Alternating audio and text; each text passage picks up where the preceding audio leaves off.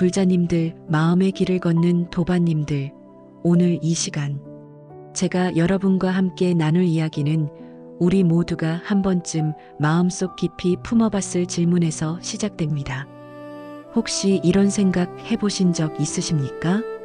절에 가지 못하면 부처님께서 제 기도를 들어주실까?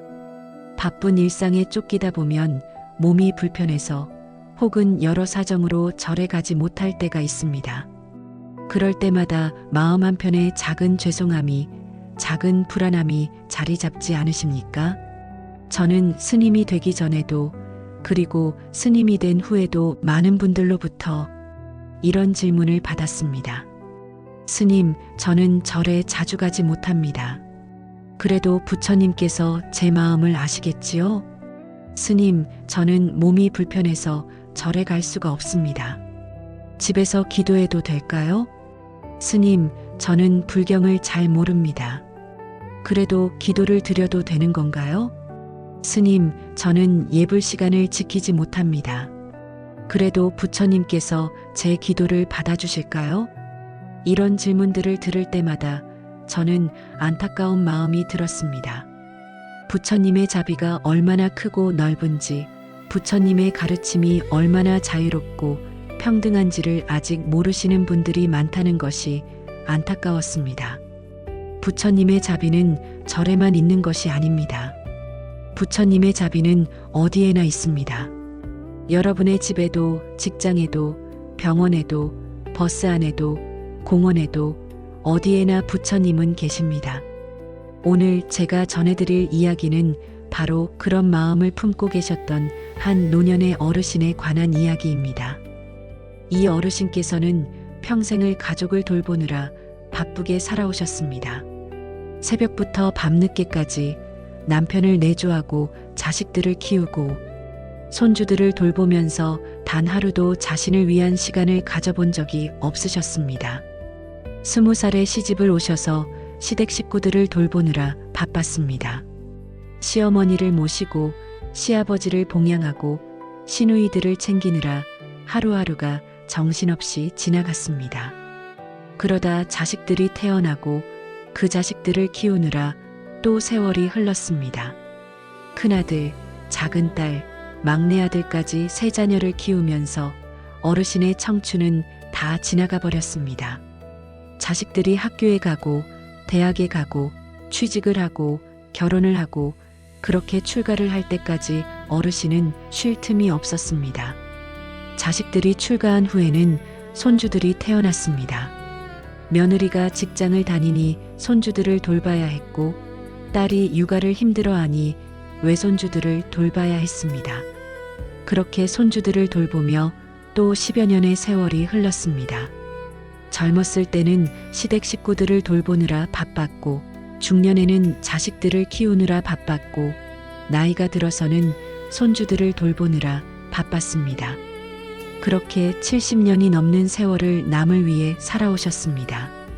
절에 가보고 싶은 마음은 늘 있었습니다. 젊었을 때부터 마음 한편에는 늘 부처님에 대한 갈망이 있었습니다. 친정어머니가 독실한 불자셨기 때문에 어렸을 때 어머니를 따라 절에 간 기억이 있었습니다. 절에서 본 부처님의 자비로운 미소, 스님들의 고요한 연불소리, 향냄새, 그 모든 것이 어린 마음에 깊은 인상을 남겼습니다. 시집을 온 후에도 기회가 되면 절에 가고 싶다는 생각을 늘 하고 계셨습니다. 라디오에서 법문이 나오면 귀를 기울였고 텔레비전에서 절 풍경이 나오면 눈을 떼지 못했습니다. 불교 프로그램이 나오면 다른 일을 멈추고 시청했고 법문 말씀이 나오면 가슴 깊이 새겨두려고 노력했습니다. 하지만 그럴 여유가 없었습니다. 아침에 눈을 뜨면 해야 할 일이 산더미처럼 쌓여 있었고 밤에 잠들 때까지 쉴 틈이 없었습니다. 식사 준비, 청소, 빨래, 설거지, 장보기, 아이들 돌보기, 시부모님 모시기, 하루 24시간이 모자랄 정도로 할 일이 많았습니다. 절에 가려면 최소한 반나절은 시간을 내야 하는데 그럴 여유가 없었습니다. 불경을 제대로 배워보고 싶은 마음도 있었습니다. 다른 사람들이 불경을 읽는 것을 보면 부러웠고, 법문을 듣고 고개를 끄덕이는 사람들을 보면 부러웠습니다. 텔레비전에서 스님들이 불경을 해설하는 프로그램을 보면 이해하고 싶었지만 배경 지식이 없으니 이해하기 어려웠습니다. 금강경, 반야심경, 법화경 이런 이름들은 들어봤지만 내용은 잘 몰랐습니다. 하지만 그럴 시간이 없었습니다. 배움의 기회를 놓쳤고 나이가 들어서는 글자도 잘 보이지 않았습니다. 독서용 안경을 써도 작은 글씨는 흐릿하게 보였고 오래 읽으면 눈이 피곤해서 두통이 왔습니다. 그렇게 세월이 흘러 어느덧 70 중반의 나이가 되셨을 때였습니다. 자식들은 모두 출가하여 각자의 삶을 살고 있었고 손주들도 모두 커서 이제는 할머니의 손길이 필요 없게 되었습니다. 큰아들은 다른 도시에서 직장 생활을 하고 있었고 딸은 결혼해서 시댁 근처로 이사를 갔고 막내 아들은 유학을 가서 외국에 살고 있었습니다. 손주들도 이제는 중학생, 고등학생이 되어서 친구들과 노는 것이 더 좋아하는 나이가 되었습니다. 할머니보다는 스마트폰이 더 재미있는 나이가 되었습니다. 그리고 몇 해 전 평생을 함께한 남편마저 세상을 떠나고 나니 어르신은 홀로 남게 되셨습니다. 남편이 돌아가신 지 이제 3년째였습니다. 처음 1년은 슬픔에 잠겨 지냈습니다. 50년을 함께 산 사람이 없다는 것이 믿기지 않았습니다. 아침에 일어나면 옆자리가 비어 있는 것이 익숙하지 않았고 저녁에 밥을 차려놓고 혼자 먹는 것이 쓸쓸했습니다. 밤에 잠을 자려고 누우면 옆에서 코 고는 소리가 들리지 않아 오히려 잠이 오지 않았습니다. 그렇게 1년이 지나고 2년이 지나고 3년이 지나니 이제는 슬픔보다는 공허함이 찾아왔습니다. 그때부터였습니다. 어르신의 마음에 묘한 공허함이 찾아오기 시작한 것이 말입니다. 처음에는 남편을 잃은 슬픔 때문이라고 생각하셨습니다. 시간이 지나면 괜찮아질 거라고, 익숙해질 거라고 생각하셨습니다. 주변 사람들도 그렇게 말했습니다. 시간이 약이에요. 시간이 지나면 괜찮아질 거예요. 하지만 시간이 지나도 그 공허함은 사라지지 않았고 오히려 점점 더 깊어져만 갔습니다. 마치 가슴 한가운데에 큰 구멍이 뚫린 것 같았습니다. 그 구멍으로 뭔가가 계속 빠져나가는 것 같았습니다. 기운도 빠져나가고 의욕도 빠져나가고 삶의 의미도 빠져나가는 것 같았습니다. 몸은 예전 같지 않았습니다. 아침에 일어나면 여기저기 쑤시고 아팠습니다. 무릎이 아파서 계단을 오르기 힘들었고 허리가 아파서 오래 앉아있기 힘들었습니다. 어깨도 아프고 손목도 아프고 발목도 아팠습니다. 병원에 가면 의사는 말했습니다. 나이가 드시니까 어쩔 수 없습니다. 퇴행성 관절염이 왔어요. 약을 드시고 운동을 하세요. 무리하지 마시고요. 하지만 약을 먹어도 통증은 계속되었고 운동을 하려고 해도 금방 지쳐서 오래 하지 못했습니다. 조금만 걸어도 숨이 차고 조금만 움직여도 땀이 났습니다. 몸이 말을 듣지 않으니 마음도 점점 무거워졌습니다. 마음은 더욱 허전해져 갔습니다. 자식들은 각자 바쁘게 살아가고 있었습니다. 가끔 전화가 오긴 했지만 그것도 일주일에 한 번, 2주일에 한 번으로 점점 뜸해졌습니다. 명절이나 어머니 생신 때나 연락이 오는 정도였습니다. 전화가 와도 대화는 길지 않았습니다. 엄마 잘 지내시죠? 밥은 잘 드시고요? 약은 잘 챙겨 드시고요? 건강은 괜찮으세요? 잘 지낸다. 너희들도 건강히 잘 지내거라. 바쁠 텐데 전화해줘서 고맙다. 그렇게 짧은 대화를 나누고 나면 어르신의 마음은 오히려 더 허전해지곤 했습니다. 전화를 끊고 나면 집은 다시 고요해졌고 그 고요함 속에서 어르신은 혼자였습니다. 가끔은 이런 생각도 드셨습니다. 내가 지금 쓰러져도 누가 알까? 내가 며칠 동안 연락을 안 해도 누가 궁금해할까? 말을 할 일이 없으니 입을 다물고 있는 시간이 많아졌습니다. 하루 종일 말을 한마디도 하지 않는 날이 허다했습니다.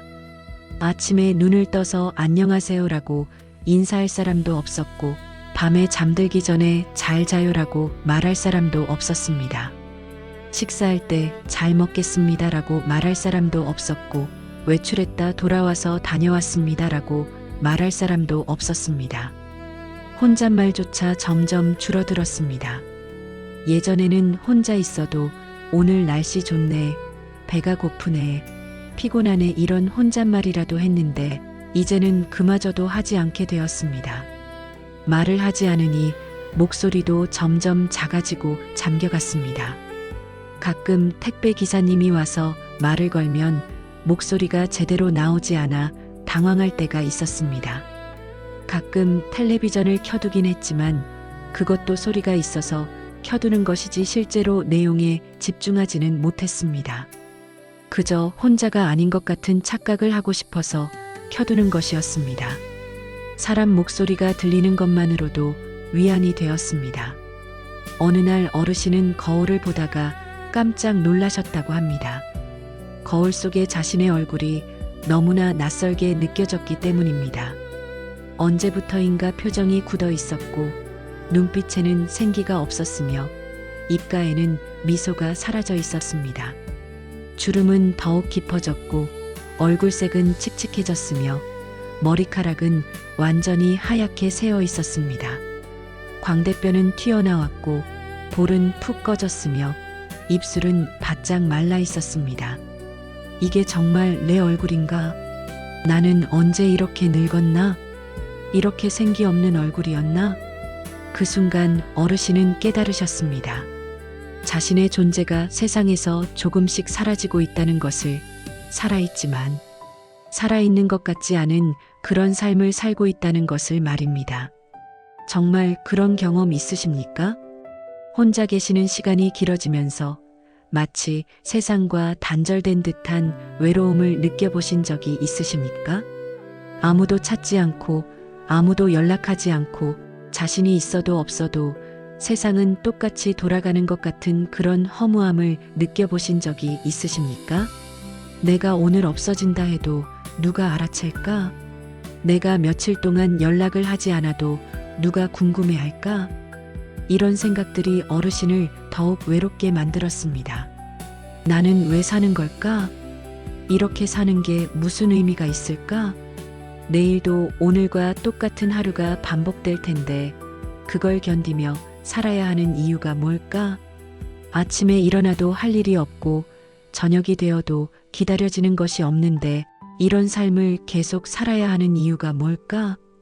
이런 생각들이 어르신의 마음을 무겁게 짓눌렀습니다. 밤에 잠을 이루지 못하고 천장을 바라보는 시간이 길어졌습니다. 새벽 2시, 3시까지 잠이 오지 않아 뒤척이다가 겨우 잠이 들면 아침 6시에 깨곤 했습니다.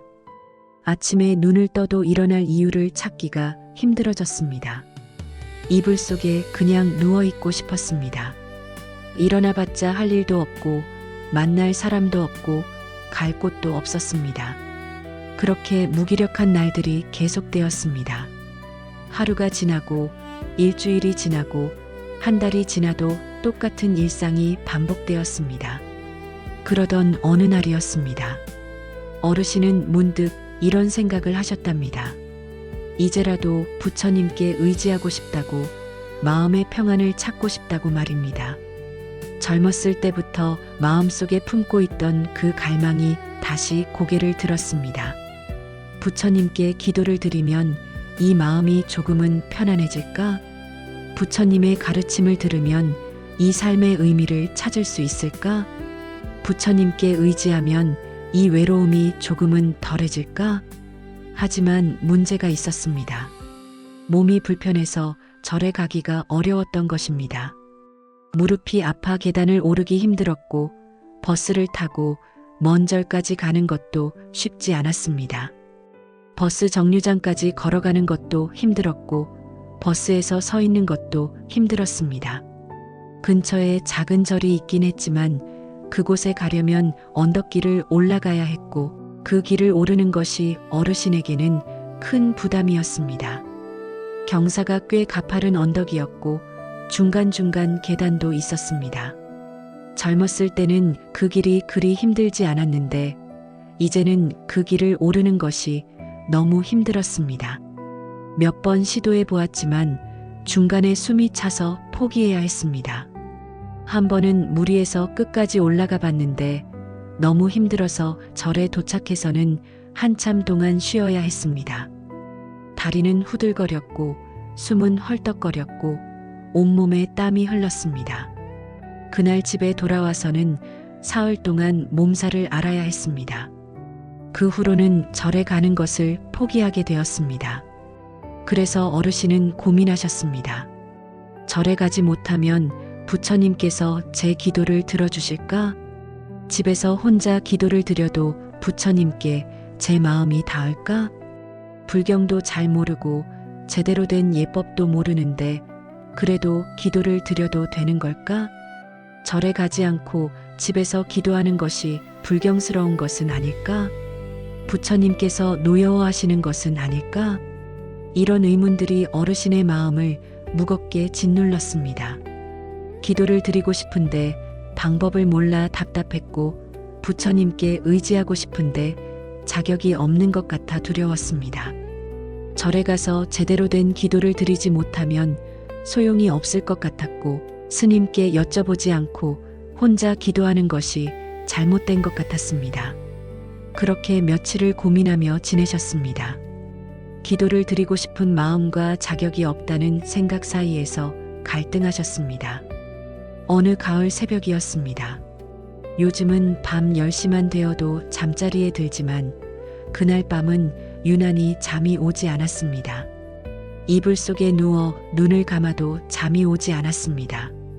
이런 생각, 저런 생각을 하다 보니 머릿속이 복잡해져서 더욱 잠이 오지 않았습니다. 뒤척이다 보니 어느새 새벽 4시가 되어 있었습니다. 벽시계를 보니 정확히 4시 15분이었습니다. 더 이상 누워 있어봤자 잠이 올 것 같지 않아서 일어났습니다. 거실로 나와 물 한 잔을 마시고 창밖을 내다보니 하늘에는 아직 별들이 총총히 박혀 있었습니다. 달은 이미 저물어 보이지 않았고 별들만 빛나고 있었습니다. 문득 마당에 나가고 싶다는 생각이 들었습니다. 이유는 알 수 없었지만 밖에 나가고 싶다는 생각이 강하게 들었습니다. 신발을 신고 마당으로 나갔습니다. 가을 새벽 공기는 차가웠습니다. 얇은 잠옷 위에 겉옷을 걸쳤지만 찬 바람이 옷 사이로 파고들었습니다. 하지만 그 차가움이 싫지 않았습니다. 오히려 정신이 맑아지는 것 같았습니다. 답답했던 가슴이 조금 뚫리는 것 같았습니다. 마당에는 낙엽이 쌓여 있었습니다. 어제 저녁에 바람이 많이 불어서 나무에서 떨어진 낙엽들이었습니다. 은행나무 잎, 단풍나무 잎, 여러 가지 낙엽들이 마당 여기저기에 쌓여 있었습니다. 어르신은 낙엽이 쌓인 곳에 조용히 앉으셨습니다. 찬 기운이 느껴졌지만 개의치 않으셨습니다. 오히려 그 차가움이 현실을 느끼게 해주는 것 같았습니다. 하늘을 올려다보니 별들이 반짝이고 있었고 동쪽 하늘이 조금씩 밝아오고 있었습니다. 새벽 공기는 고요했습니다. 아직 새들도 깨어나지 않았고 사람들도 움직이지 않는 시간이었습니다. 멀리서 개 짖는 소리가 가끔 들려왔고 바람 소리만이 조용히 들려왔습니다. 오직 바람 소리와 자신의 숨소리만이 들렸습니다. 어르신은 그 고요함 속에서 두 손을 모으셨습니다. 그리고 눈을 감으셨습니다. 처음에는 무슨 말을 해야 할지 몰랐습니다. 절에서 스님들이 하는 것처럼 복잡한 기도문을 외울 줄도 몰랐고 불경 구절을 암송할 수도 없었습니다. 어떻게 시작해야 할지, 어떤 자세로 앉아야 할지, 어떤 말을 해야 할지 아무것도 몰랐습니다. 하지만 그저 진심을 담아 말씀드리면 된다고, 마음을 다해 부처님을 부르면 된다고 생각하셨습니다. 형식보다는 마음이 중요하다고 스스로에게 말씀하셨습니다. 그래서 조용히, 아주 조용히 입을 여셨습니다. 목소리가 떨렸지만 천천히 말씀하기 시작하셨습니다. 부처님, 저는 절에 갈 수 없습니다. 몸이 불편하고 나이가 들어 먼 길을 갈 힘이 없습니다. 절까지 가는 그 언덕길을 오를 수가 없습니다. 무릎이 아파서 계단을 오를 수가 없습니다. 부처님, 저는 불경도 잘 모릅니다. 배울 기회가 없었고 이제는 글자도 잘 보이지 않습니다. 금강경도, 반야심경도, 법화경도 제대로 읽어본 적이 없습니다. 제대로 된 기도를 드릴 줄도 모릅니다. 어떻게 절을 해야 하는지, 어떤 말을 해야 하는지 모릅니다. 하지만 부처님, 제 마음은 간절합니다. 이 허전한 마음을 어떻게 해야 할지 모르겠습니다. 이 외로운 마음을 어디에 기대야 할지 모르겠습니다. 아침에 눈을 떠도 의미가 없고 저녁에 잠들어도 내일이 기다려지지 않습니다. 혼자라는 것이 이렇게 힘든 줄 몰랐습니다. 나이가 든다는 것이 이렇게 외로운 줄 몰랐습니다. 부처님, 제 마음은 부처님께 닿을 수 있을까요? 절에 가지 못하고 불경을 모르는 저 같은 사람도 기도를 드려도 되는 것일까요? 부처님께서 저 같은 사람의 기도도 들어주실까요? 그렇게 말씀드리는데 목소리가 점점 더 떨렸습니다. 눈물이 흘러내렸습니다. 왜 눈물이 나는지 스스로도 알 수 없었지만 눈물이 멈추지 않았습니다. 너무 오랫동안 혼자 있었던 것 같았고 너무 오랫동안 마음을 털어놓지 못했던 것 같았습니다. 그 모든 외로움과 슬픔과 허전함이 눈물로 쏟아져 나왔습니다. 그 순간이었습니다. 어디선가 조용히, 아주 조용히 마음속으로 울려오는 따뜻한 울림이 들렸다고 합니다. 그대가 있는 그 자리가 곧 도량이다. 어르신은 깜짝 놀라셨습니다. 분명히 아무도 없는 마당이었는데 누군가 말을 건 것처럼 분명하게 들렸기 때문입니다. 환청인가 싶어 주위를 둘러봤지만 역시 아무도 없었습니다. 마당에는 어르신 혼자뿐이었습니다. 하지만 그 목소리는 분명했고 그 메시지는 명확했습니다. 그대가 있는 그 자리가 곧 도량이다. 어르신은 그 말을 듣는 순간 스스로도 이해할 수 없었지만 눈물이 더욱 흘러내렸다고 합니다. 마치 부처님께서 지금 이 자리에 함께 계신 듯한 그런 조용하지만 확실한 위로가 느껴졌기 때문이었습니다. 절에 가지 않아도 괜찮다는 것, 불경을 몰라도 괜찮다는 것, 오직 간절한 마음만 있으면 된다는 것을 그 순간 깨달으셨습니다. 부처님께서 직접 말씀해 주신 것 같았습니다. 내가 있는 그곳이 바로 성스러운 곳이다. 내 마음이 청정하면 그곳이 바로 절이고 도량이다. 형식이 중요한 것이 아니라 마음이 중요하다. 불경을 많이 아는 것이 중요한 것이 아니라 간절한 마음이 중요하다. 그때 어르신은 깨달으셨습니다.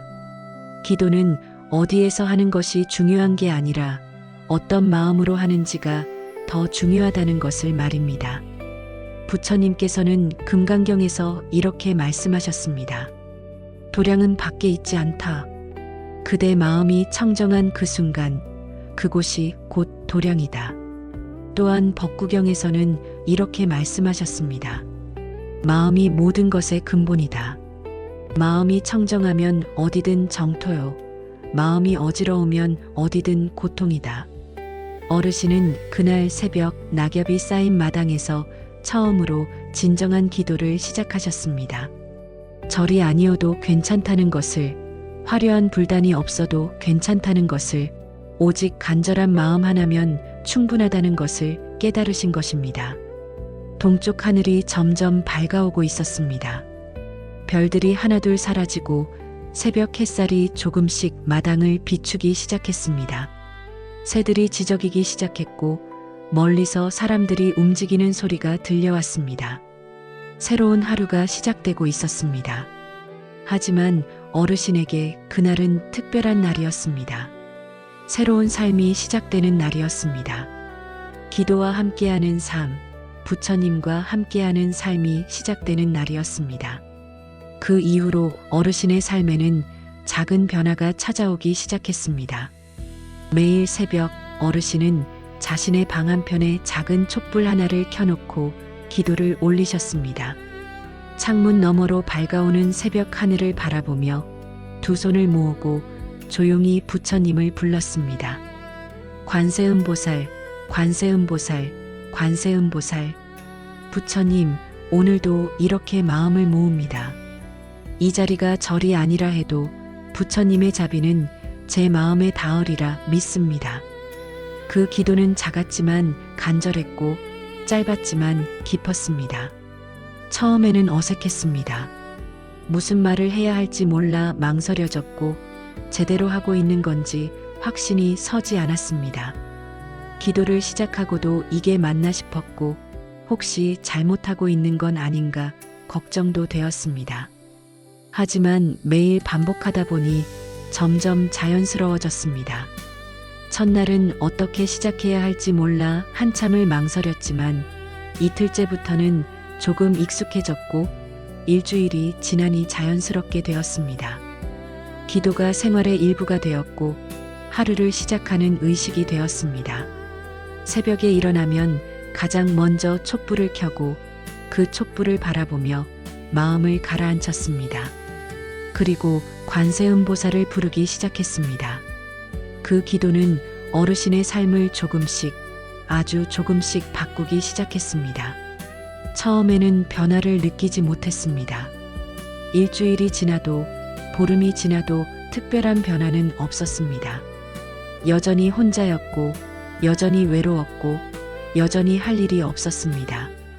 하지만 한 달이 지나고 두 달이 지나니 조금씩 달라지기 시작했습니다.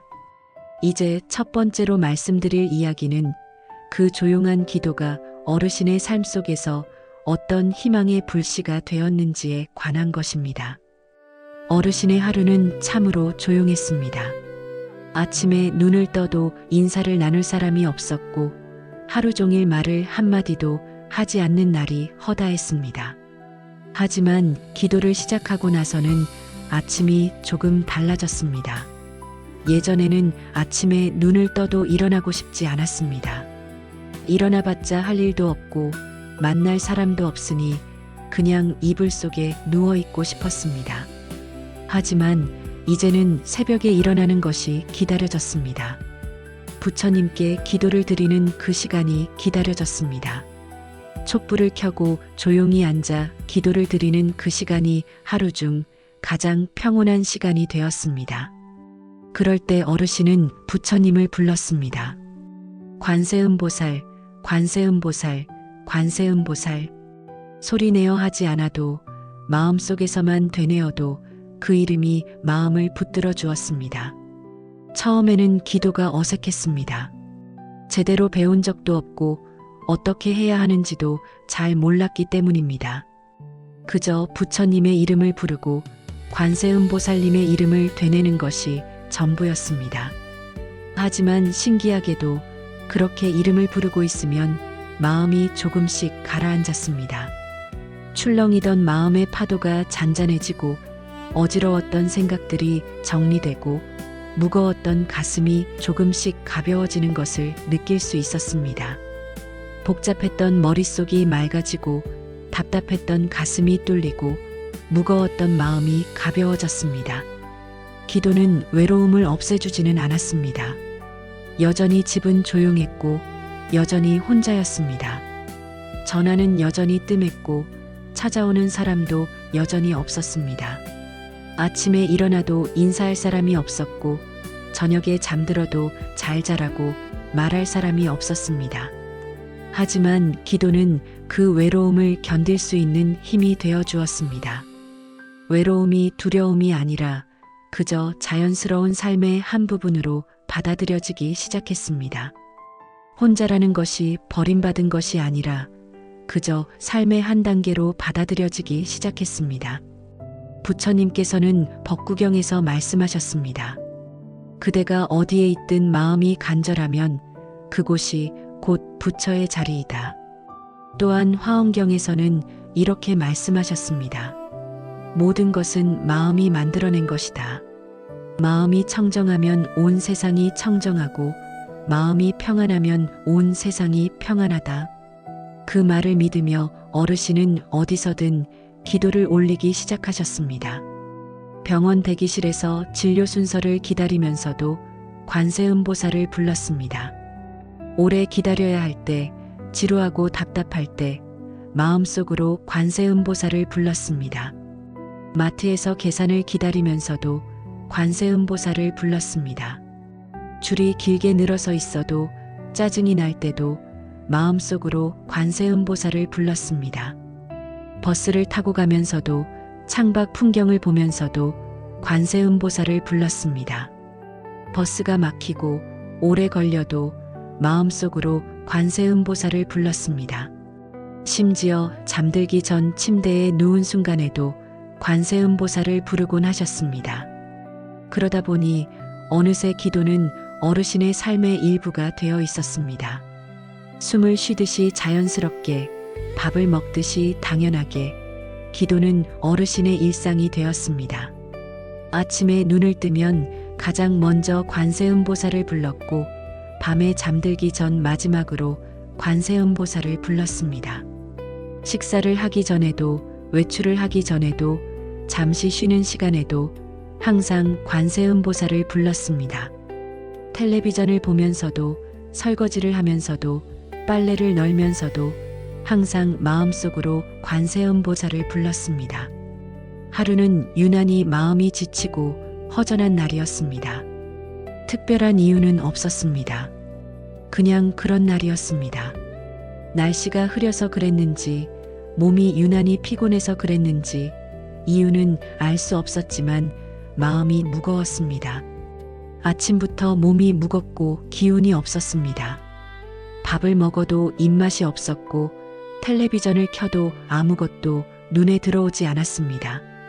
뉴스를 봐도 무슨 내용인지 머리에 들어오지 않았고 드라마를 봐도 재미가 없었습니다. 밖에 나가고 싶지도 않았고 그렇다고 집에 있는 것도 답답했습니다. 그저 하루가 빨리 지나가기만을 바라며 무기력하게 앉아 있었습니다. 소파에 앉아 있다가 침대에 누웠다가 다시 일어나서 거실을 왔다 갔다 했습니다. 그러다 문득 자신도 모르게 방바닥에 무릎을 꿇고 앉게 되었습니다. 특별히 생각하고 한 행동은 아니었습니다. 몸이 저절로 움직인 것 같았습니다. 마루 끝을 바라보며 두 손을 모으고 조용히 기도를 시작하셨습니다. 부처님, 저는 오늘 너무 힘이 듭니다. 왜 이렇게 마음이 무거운지 모르겠습니다. 특별한 일이 있는 것도 아닌데 왜 이렇게 마음이 답답한지 모르겠습니다. 이렇게 사는 것이 무슨 의미가 있는지 모르겠습니다. 아침에 일어나도 할 일이 없고 저녁이 되어도 기다려지는 것이 없습니다. 오늘도 어제와 똑같고 내일도 오늘과 똑같을 텐데 이런 날들을 계속 살아내야 하는 이유가 무엇인가요? 부처님, 제가 그저 하루를 무사히 살아내는 것조차 복이 되게 해주십시오. 이 무거운 마음을 부디 어루만져 주십시오. 이 외로운 마음을 부디 감싸 주십시오. 그렇게 기도를 드리는데 목소리가 떨렸습니다. 눈물이 흘러내렸습니다. 왜 눈물이 나는지 스스로도 알 수 없었지만 눈물이 멈추지 않았습니다. 한참 동안 울었습니다. 소리내어 울지는 않았지만 눈물이 계속 흘러내렸습니다. 그렇게 한참을 기도하고 울고 나니 마음이 조금 가벼워진 것 같았습니다. 아직도 무겁긴 했지만 처음보다는 가벼웠습니다. 그날 밤 어르신은 오래도록 잠을 이루지 못하셨습니다. 눈을 감아도 잠이 오지 않았고 뒤척이다 보니 어느새 새벽이 되어 있었습니다. 하지만 이상하게도 아침이 되자 가슴이 덜 답답했다고 합니다. 어젯밤의 그 무거움이 조금은 가벼워진 것 같았습니다. 완전히 사라진 것은 아니지만 조금은 나아진 것 같았습니다. 그 기도가 응답을 받았다고 느낀 건 아니었습니다. 갑자기 기적 같은 일이 일어난 것도 아니었습니다. 여전히 혼자였고, 여전히 할 일이 없었고, 여전히 외로웠습니다. 하지만 분명한 것은 어젯밤 그 순간에 진심을 다해 자신의 마음을 털어놓았다는 그 사실이 어르신을 조금이나마 가볍게 해주었다는 것입니다. 마음속에 쌓여있던 무거운 짐을 조금이나마 내려놓은 것 같았습니다. 누군가에게 자신의 마음을 솔직하게 털어놓았다는 것, 그것만으로도 위로가 되었습니다. 부처님께서 들어주셨다는 것, 부처님께서 함께 계신다는 것, 그것만으로도 힘이 되었습니다. 그렇게 기도는 누군가를 위한 간절한 요청이자 자기 자신을 다시 안아주는 부드러운 마음의 연습이 되었습니다. 관세음보살, 관세음보살, 관세음보살. 오늘도 제 마음을 알아주셔서 감사합니다. 이렇게 기도할 수 있다는 그 사실 하나만으로도 저는 살아갈 용기를 얻습니다. 기도는 어르신의 삶에서 희망의 불씨가 되었습니다. 그리고 그 불씨는 조용히 그러나 분명히 어둠 속을 밝혀주기 시작했습니다. 어둡고 막막했던 터널 끝에 작은 빛 하나가 보이기 시작한 것입니다. 그 빛은 크지 않았지만 충분히 밝았습니다. 그 빛은 화려하지 않았지만 충분히 따뜻했습니다. 그 빛은 멀지 않았고 바로 어르신의 마음속에 있었습니다. 부처님께서는 법화경에서 말씀하셨습니다. 한 줄기 빛이 천년의 어둠을 밝힐 수 있다. 한 번의 기도가 100가지 근심을 씻어낼 수 있다. 어르신은 이제 알게 되셨습니다. 기도가 무엇인지를, 기도가 왜 필요한지를, 기도가 어떻게 삶을 바꾸는지를 말입니다. 기도는 단순히 부처님께 무언가를 요청하는 것이 아니라 자신의 마음을 정화하고 다스리는 수행이라는 것을 알게 되셨습니다. 기도는 단순히 복을 비는 것이 아니라 자신의 마음을 부처님의 자비와 하나가 되게 하는 과정이라는 것을 알게 되셨습니다. 이것이 첫 번째 가르침입니다. 기도는 거창한 장소에서만 이루어지는 것이 아니라 우리의 간절한 마음이 있는 그곳이 바로 도량이라는 것입니다. 절에 가지 못해도 괜찮습니다. 화려한 불단이 없어도 괜찮습니다.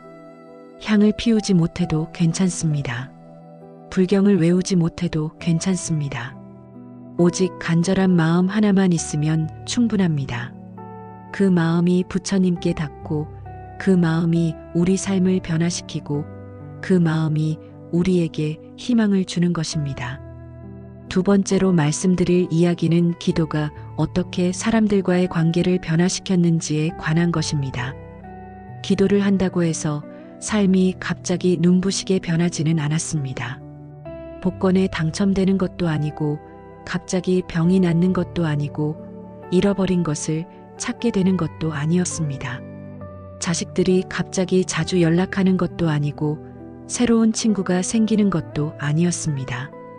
외적인 환경은 크게 달라지지 않았습니다.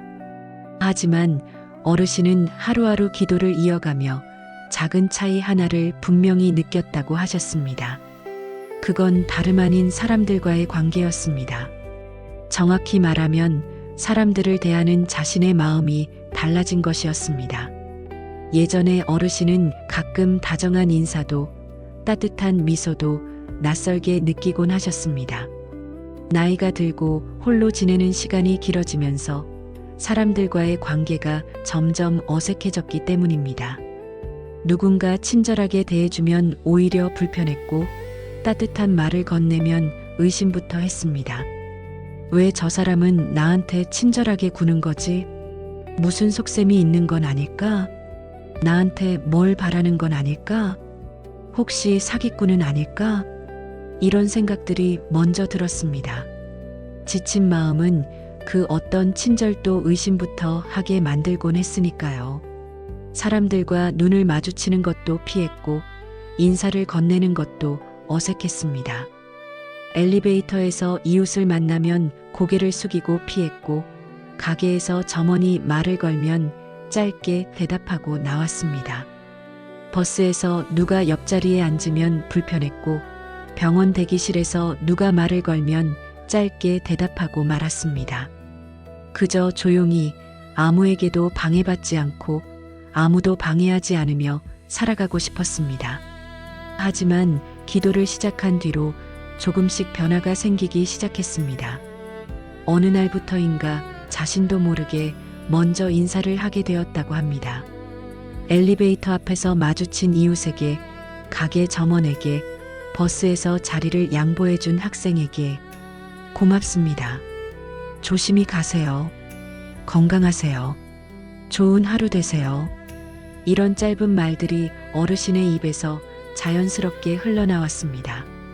처음에는 어색했습니다. 말을 하고 나서도 내가 왜 저런 말을 했을까 싶었습니다. 괜히 쓸데없는 말을 한 건 아닐까, 이상한 사람으로 보이는 건 아닐까 하는 걱정도 들었습니다.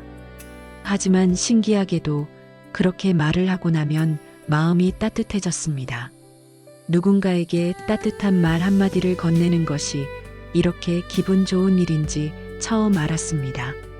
상대방의 얼굴에 미소가 번지는 것을 보면 덩달아 기분이 좋아졌습니다. 그렇게 바뀐 건 말뿐이 아니었습니다. 어르신의 표정이 달라졌습니다. 예전에는 늘 굳어있던 얼굴에 부드러운 미소가 번지기 시작했습니다. 거울을 볼 때마다 스스로도 놀랐습니다. 내 얼굴이 이렇게 부드러워질 수 있구나. 미소를 짓는 내 모습이 이렇게 낯설구나. 어르신의 눈빛이 달라졌습니다. 예전에는 생기 없이 흐리멍덩하던 눈빛에 따뜻한 온기가 담기기 시작했습니다. 사람들을 바라보는 시선이 달라졌습니다. 예전에는 경계하고 의심하던 시선이 이제는 이해하고 포용하는 시선으로 바뀌었습니다. 심지어 어르신의 기운마저도 달라졌다고 사람들은 말했습니다. 어느 날 동네 슈퍼주인 아주머니가 말했습니다. 어르신, 요즘 뭔가 좋은 일 있으세요? 표정이 참 밝아지셨네요. 전보다 훨씬 젊어 보이시는데요. 무슨 비결 있으세요? 또 어느 날은 아파트 경비 아저씨가 말했습니다. 어머님, 요즘 건강 좋아지신 것 같아요. 걸음걸이도 한결 가벼워 보이시고 얼굴에 생기가 도시네요. 무슨 좋은 일 있으셨어요? 그런 말들을 들을 때마다 어르신은 조용히 미소 지으셨습니다. 그리고 마음속으로 부처님께 감사드렸습니다. 부처님, 제가 변하고 있습니다. 기도 덕분에 제 마음이 조금씩 밝아지고 있습니다. 감사합니다. 부처님께서는 화엄경에서 말씀하셨습니다. 복은 멀리서 오는 것이 아니라 그대 말과 마음에서 피어난다. 또한 법구경에서는 이렇게 말씀하셨습니다. 1000가지 좋은 말보다 한 번의 미소가 더 큰 복을 짓는다. 10,000가지 재물보다 한 번의 친절이 더 큰 공덕을 쌓는다. 어르신은 깨달으셨습니다. 자신의 기도가 세상에 닿고 있었음을 말입니다. 그건 거창한 일이 아니었습니다. 누군가의 하루를 조금 따뜻하게 만드는 한마디, 누군가의 얼굴에 미소를 번지게 하는 작은 친절, 그것이 바로 보시의 시작이었습니다. 기도는 단순히 부처님께 무언가를 바라는 것이 아니라 부처님의 자비를 본받아 세상에 실천하는 것이라는 걸 알게 되셨습니다. 하루는 마트 계산대에서 서 있다가 뒤에서 불편해 보이는 아주머니를 보게 되었습니다. 한 손에는 무거운 장바구니를 들고 다른 손으로는 지팡이를 짚고 계셨습니다. 얼굴에는 땀이 흐르고 있었고 숨을 헐떡이고 계셨습니다. 연세가 80은 넘어 보이셨고 몸도 많이 불편해 보이셨습니다. 예전 같았으면 그냥 모른 척 했을 것입니다. 내일도 아닌데 괜히 나서서 뭐 하나 싶었을 것입니다. 하지만 그날은 달랐습니다. 어르신은 자연스럽게 뒤로 물러서며 말씀하셨습니다. 어머니, 제가 안 바쁘니까 먼저 하세요. 천천히 하셔도 됩니다. 그 아주머니는 놀란 표정으로 어르신을 바라보았습니다. 정말요? 괜찮으세요? 줄을 서고 계셨는데. 네, 저는 시간 많으니까요. 어머니 먼저 하세요. 무거워 보이시는데 빨리 계산하시고 쉬세요. 그 아주머니는 고맙다는 인사를 여러 번 하셨습니다. 계산을 마친 뒤 그 아주머니는 어르신에게 다시 다가와 말했습니다. 요즘 같은 세상에 이런 따뜻한 분이 계시네요. 덕분에 오늘 하루가 행복해질 것 같아요. 정말 감사합니다. 건강하세요. 복 많이 받으실 거예요. 그 말을 듣는 순간 어르신의 가슴이 뜨거워졌습니다. 내가 한 작은 행동이 누군가에게 이렇게 큰 의미가 될 수 있다는 것이 신기했습니다. 나도 누군가에게 도움이 될 수 있다는 것이, 나도 누군가를 행복하게 할 수 있다는 것이 놀라웠습니다. 그날 밤 어르신은 그 말을 곱씹으며 조용히 기도하셨습니다. 부처님, 제가 이 세상에서 누군가에게 따뜻한 사람이 될 수 있다면 그것만으로도 제 삶은 충분히 복된 삶입니다. 관세음보살, 관세음보살, 관세음보살. 오늘 하루 저로 인해 누군가가 미소 지을 수 있었다면 그 또한 제가 올린 기도의 결실임을 압니다. 부처님, 감사합니다. 제게 이런 기회를 주셔서 감사합니다. 어르신은 그날 이후 기도가 마음속에서만 머무르지 않고 삶으로 이어진다는 것을 체감하셨습니다. 기도는 단순히 부처님께 무언가를 바라는 것이 아니라 부처님의 자비를 본받아 세상에 실천하는 것이라는 걸 알게 되신 것입니다. 그것은 부처님께 향한 기도이자 사람과 사람 사이에 피어나는 조용한 연민이었습니다. 불자님들, 도반님들, 오늘 이 시간 저는 여러분께 소중한 가르침을 전해드렸습니다. 절에 가지 못해 걱정하지 마십시오. 부처님은 어디에나 계시고 여러분의 간절한 마음이 있는 그곳이 바로 성스러운 도량입니다. 지금 이 순간 여러분이 계신 그곳에서 손을 모으고 부처님을 부르십시오. 관세음보살, 관세음보살, 관세음보살. 그 이름을 부르는 것만으로도 부처님의 자비는 여러분에게 닿을 것입니다. 오늘 이 영상이 도움이 되셨다면 좋아요 버튼으로 부처님의 가르침을 함께 나눠주시고 댓글로 여러분의 기도 이야기를 들려주시면 감사하겠습니다. 그리고 주변에 마음이 힘든 분이 계시다면 이 영상을 공유해 주셔서 작은 위로가 되어 주시길 바랍니다. 이제 마지막으로 여러분 모두를 위해 기도를 올리겠습니다. 부처님의 자비가 지금 이 영상을 보고 계시는 모든 분들께 조용히 스며들기를 바랍니다. 몸이 아프신 분들은 건강을 회복하시고, 마음이 힘드신 분들은 평안을 얻으시고, 외로우신 분들은 따뜻한 위로를 받으시길 기도합니다. 이제 부디 마음이 고요해지시기를, 기도가 당신의 하루를 부드럽게 감싸기를, 당신의 삶에 어느 날 문득 작은 기적 하나가 조용히 피어나기를. 관세음보살, 관세음보살, 관세음보살. 부처님의 가르침이 여러분의 마음속에 영원한 등불이 되기를 기도합니다. 여러분 한 분 한 분의 삶에 부처님의 자비가 함께 하시길 간절히 바랍니다. 나무 아미타불 관세음보살, 나무 아미타불 관세음보살, 나무 아미타불 관세음보살. 불자님들, 오늘도 부처님의 자비 속에서 평안하시길 기도합니다. 감사합니다.